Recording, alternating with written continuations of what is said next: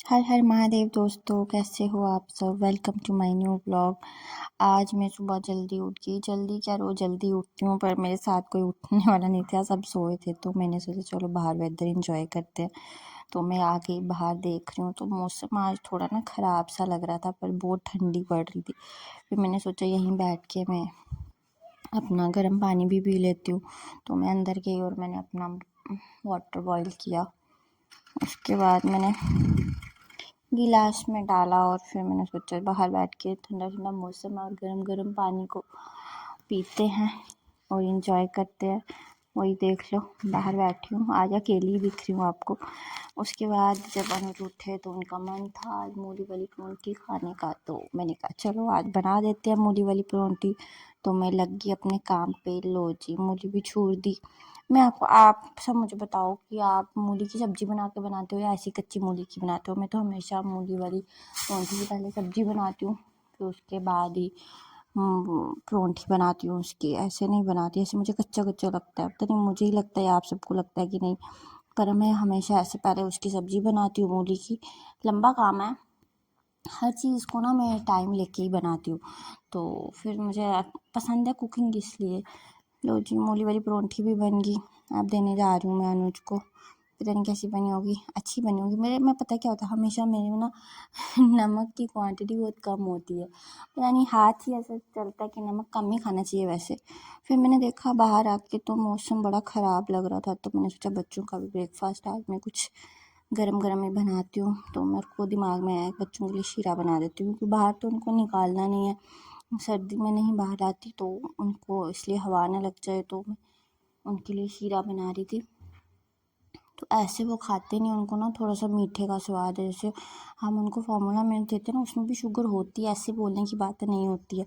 तो अब इनको वही टेस्ट पड़ गया, तो ऐसे ये कुछ भी फीका नहीं खाते। तो इसलिए मैं इसके बीच में इनको बनाना डाल के ना अच्छे से मैश करके वैसे ही खिलाती हूँ, उनको थोड़ा सा स्वीट टेस्ट आए। तो ये मैं उनको खिलाने लगी हूँ ना।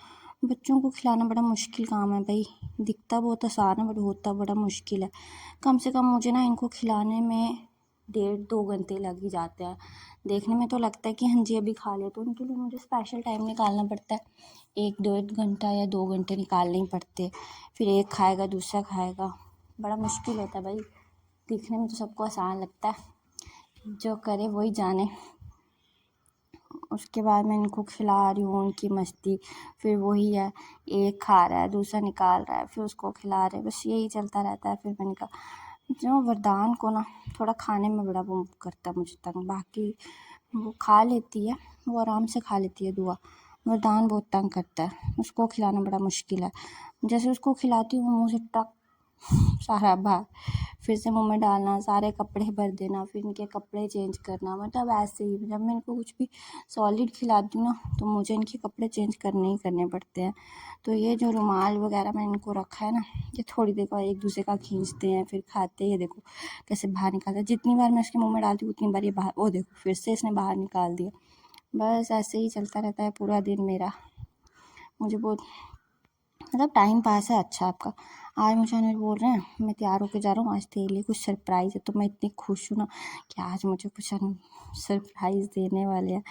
तो मैं आज आपको दिखाती हूँ कि हमारे घर का रास्ता, मतलब जहाँ पे अभी हम रेंट पे रह रहे हैं ना, देखो कितना अच्छा रास्ता है। यहाँ से हम कच्चे कच्चे रास्ते से आते हैं। मैं तो जब से आई हूँ 2 ही बार यहाँ से बाहर निकली हूँ, जब मतलब 2 महीने हो गए हैं, 2 ही बार मैं यहाँ से गई हूँ।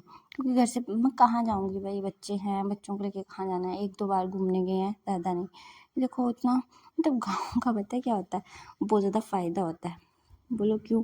क्योंकि ना देखो, गाँव में क्या होता है कि आप ना दूर से भी देख लोगे, मेहमान आ रहे हैं तो आप खाना बना सकते हो। शहर में ना क्या होता है, आपके दरवाजे के पास मेहमान खड़े होते हैं, तब जाके आपको पता चलता है। ये देखो हमारे घर से पूरा दिखता है। जब भी हम शाम को आने वाले होते हैं, मेरे को ना मेरी किचन से भी दिख जाता है। किचन की जो हमारी विंडो है ना, मैं वहीं से देख लेती हूँ उनको। कभी कभी अगर किचन में काम कर रही हूँ तो मैं उसी टाइम चाय चढ़ा देती हूँ, कि जब तक वो पहुँचते तो वो सारी चाय शाय बन जाएगी। ये देखो सड़क से भी मुझे दिख जाती है गाड़ी हमारी, तो मैं यहीं से अनुज को बाय बाय करती हूँ। जब वो सुबह बैंक में जाते हैं, जब आते हैं तो मैं यहीं से। तो अब मुझे टाइम हो गया, अनुज को सामान भी लेने गया था, देखती हूँ आज उन्होंने मुझे सरप्राइज़ देना, तो मैं तो दुआ उनका वेट कर रहे थे। तो लो जी अनुज आ गए।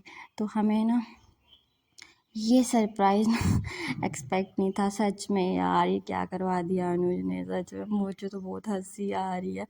ये देखो दुआ भी परेशान होगी कि ये क्या करके आए हैं पापा।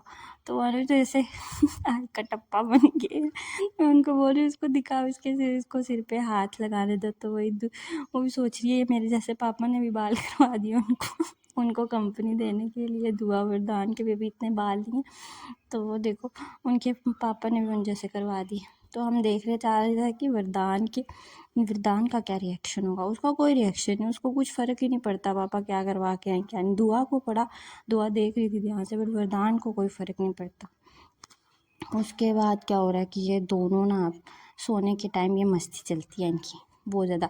अब क्या है कि वरदान को चाहिए उसका पेसिफायर और दुआ को चाहिए उसका थंब सक करने के लिए। तो उसको उसका पेसिफायर नहीं दिया, उसने एक हैंड तो अपने मुंह में डाला हुआ था, मगर वो दूसरा उसके मुंह में डाल रही है कि तू भी इसी से काम चला ले। ज़बरदस्ती कर रही है उसे, वो नहीं लेना चाह रहा, उसको उसके बालों से पकड़ के उसके मुंह में डाल रही है।